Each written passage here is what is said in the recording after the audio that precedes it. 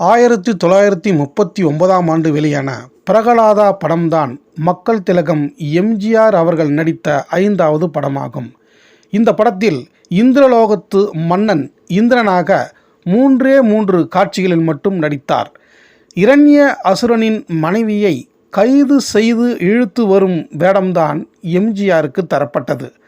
அந்த காட்சியில் கூட கதாநாயகி எம்.ஆர். சந்தானலட்சுமியுடன் வாள் சண்டையிட்டு இழுத்து வரும் வில்லத்தனமான வேடத்தை கூட புன்னகை பூக்கும் முக அழகுடன் வசனத்தை பேசி சிறிய வேடத்திலும் சிறப்பான நடிப்பை வெகு யதார்த்தமாக வழங்கியுள்ளார் புரட்சித் தலைவர் எம்ஜிஆர் அவர்கள்.